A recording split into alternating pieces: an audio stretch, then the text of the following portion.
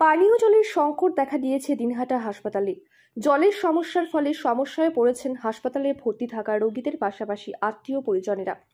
মাটির নিচে গ্যাসের পাইপলাইনের কাজ করতে গিয়ে পাইপ ফেটে যাওয়ায় দিনহাটা হাসপাতালে জলের সমস্যা দেখা দিয়েছে। হাসপাতালে পানীয় জলের সমস্যা দেখা দেওয়ায় দ্রুত সমস্যা সমাধানে উদ্যোগী হয়েছে কর্তৃপক্ষ। জনস্বাস্থ্য কারিগরি দপ্তরের কর্মীরা অনেকটা দেরিতে হলেও কাজ শুরু করায় হাসপাতাল সুপার রঞ্জিত মণ্ডল, সহকারী সুপার পৃথা পাল নিজে দাঁড়িয়ে থেকে কাজের তদারকি করেছেন। বৃহস্পতিবার রাতে হাসপাতাল মোড়ে এই গ্যাসের পাইপলাইনের বসানোর কাজ চলাকালীন জলের পাইপলাইন ক্ষতিগ্রস্ত হয়। ফলে শুক্রবার সকাল থেকেই হাসপাতালে জল সরবরাহ বন্ধ হয়ে পড়ায় সমস্যায় পড়েছেন রোগী ও তাদের আত্মীয় পরিজনেরা। অনেককেই বাইরে থেকে জল কিনে আনতে হচ্ছে। হাসপাতালে জলের সমস্যার ফলে অপারেশন থিয়েটারেও সমস্যায় পড়তে হচ্ছে চিকিৎসকদের।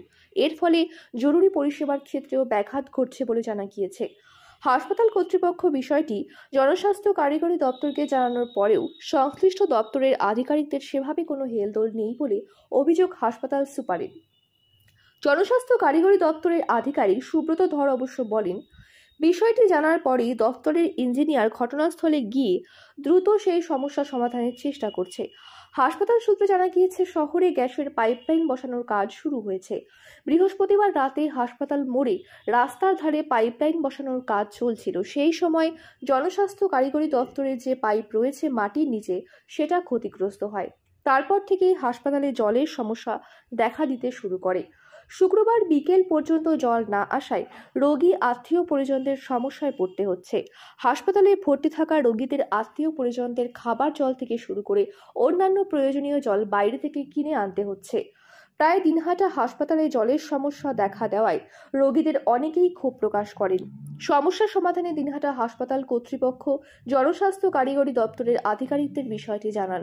হাসপাতালে জলের সমস্যা দ্রুত সমাধানের লক্ষ্যে সুপার নিজে উদ্যোগী হয়ে পুরসভার কাছ থেকে জেসিপি নিয়ে এসে কর্মীদেরকে কাজে সব রকমভাবে সহযোগিতার হাত বাড়িয়ে দেন।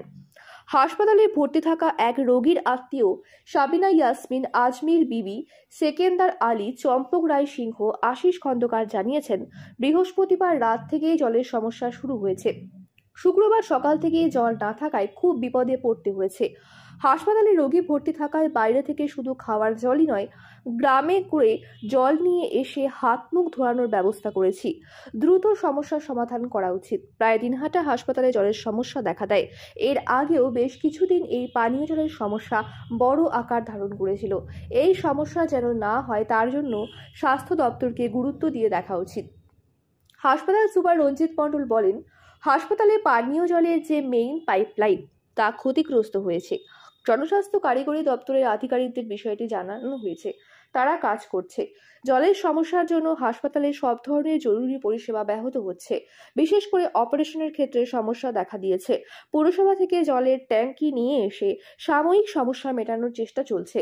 জনস্বাস্থ্য কারিগরি দপ্তরের এক্সিকিউটিভ ইঞ্জিনিয়ার সুব্রত ধর বলেন, বিষয়টি জানার পরেই দপ্তরের ইঞ্জিনিয়াররা সেখানে ছুটে গিয়েছে, দ্রুত সমস্যা সমাধানের চেষ্টা করছে।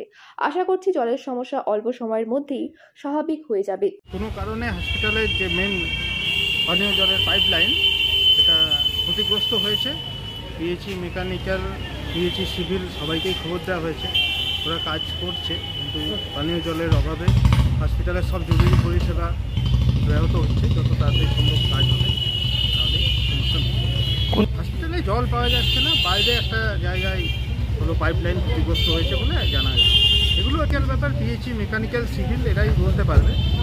যেটুকু জানা গেছে পরিষেবা যথেষ্ট বিঘ্নিত হচ্ছে। নিউ রাধা গোবিন্দ বস্ত্রালয় সকলকে জানাই সাদর আমন্ত্রণ। সাহেবগঞ্জ রোড, বড় চৌপথি, দিনহাটা। আমাদের এখানে পাচ্ছেন আধুনিক ডিজাইনের বিভিন্ন ধরনের শাড়ি, শুটিং শার্টিং, পাঞ্জাবি ছাড়াও নামি দামি কোম্পানির চুড়িদার, কুর্তি, লেহেঙ্গা। আপনার পদার্পণে শুভ হয়ে উঠুক আমাদের বস্ত্র প্রতিষ্ঠান। যোগাযোগ করুন স্ক্রিনে দেওয়া নম্বরে। সেভেন্থ হেভেন, ঝুড়িপাড়া মোড়, দিনহাটা। মাত্র 7 মিনিটে এখানে পাচ্ছেন বিভিন্ন ধরনের কেক, পেস্ট্রি সহ নানা সুস্বাদু খাবার। সম্পর্কগুলো আরও মিষ্টি হয়ে ওঠে সেভেন্থ হেভেনের সাথে।